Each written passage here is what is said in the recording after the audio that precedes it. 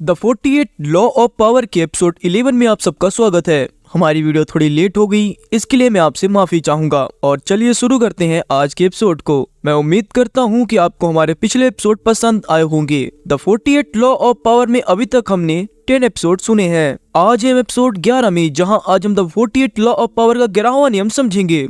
और 11वां नियम कहता है कि लोगों को अपने पर निर्भर बनाना सीखें। अपनी स्वतंत्रता बनाए रखने के लिए आपको ऐसा बनना चाहिए ताकि लोगों को हमेशा आपकी जरूरत पड़े और वे आपको प्यार करें। आप पर जितना ज्यादा भरोसा किया जाएगा, आपके पास उतनी ही ज्यादा स्वतंत्रता होगी।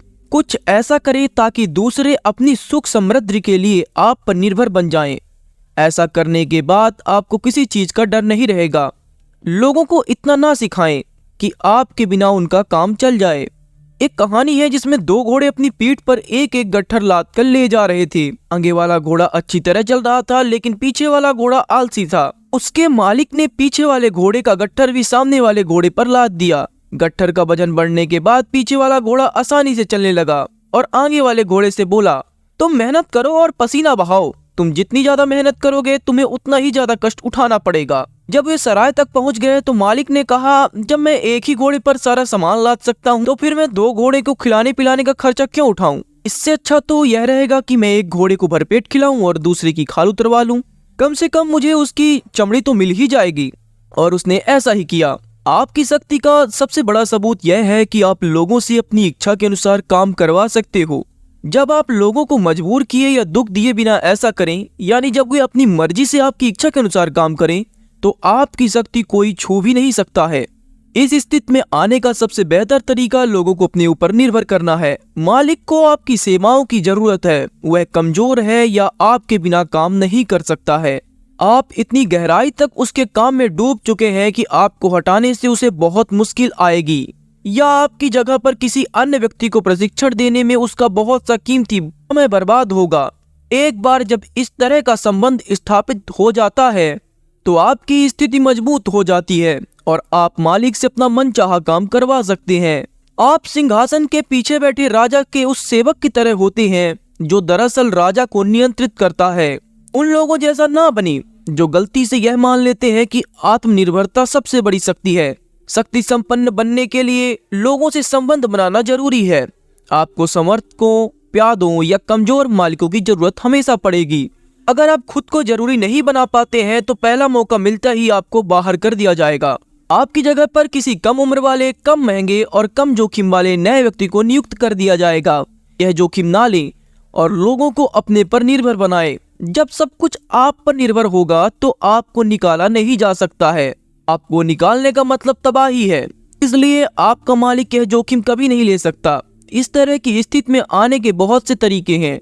उनमें सबसे महत्वपूर्ण है किसी ऐसी योग्यता या रचनात्मक प्रतिभा का होना जिसका कोई विकल्प ही ना हो।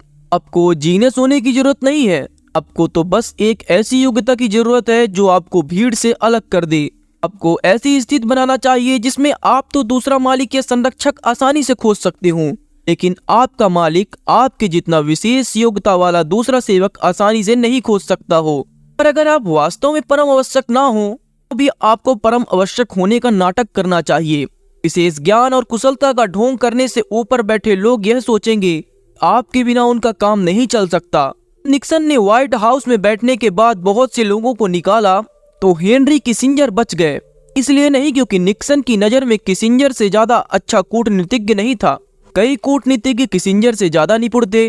अब आप सोचेंगे कि दोनों में अच्छी पड़ती थी, लेकिन उनके विश्वास और राजनीतिक विचार भी अलग अलग थे। किसिंजर इसलिए बच गए क्योंकि उन्होंने राजनीतिक तंत्र के इतने सारे क्षेत्रों में घुसपैठ कर ली थी कि उन्हें हटाने से भारी अव्यवस्था का माहौल बन जाता।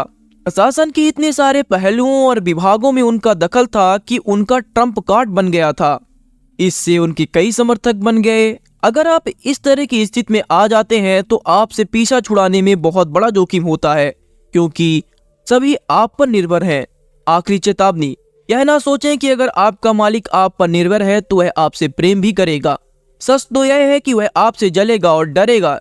लेकिन जैसा मैकियावली ने कहा था, प्रेम के बजाय लोगों में डर उत्पन्न करें। डर तो आप नियंत्रित कर सकते हैं, लेकिन प्रेम को आप कभी नियंत्रित नहीं कर सकते हैं। प्रेम या मित्रता जैसे सूक्ष्म और बदलने वाले भाव पर निर्भर रहने से आप असुरक्षित बनते हैं। लोकप्रिय बनने से अच्छा तो यह है कि लोग आप पर निर्भर रहें और इस बात से डरे कि आपके चले जाने के कितने बुरे परिणाम होंगे। समझदार राजा हर स्थिति में अपने नागरिकों को स्वयं पर और राज्य पर निर्भर रखता है, तभी उन नागरिकों पर भरोसा किया जा सकता है। जिस तरह कांटेदार बेल सबसे पहले जमीन में जड़ें गहरी करती है और फिर पेड़, खंभों, खिड़की, घर सभी जगह पर अपनी पकड़ बना लेती है, फिर इससे पीछा छुड़ाना आसान नहीं होता है। पीछा छुड़ाने में बहुत मेहनत लगेगी, इतना खून पसीना बहाना पड़ेगा कि उसे बढ़ने देना ही ज्यादा आसान लगता है।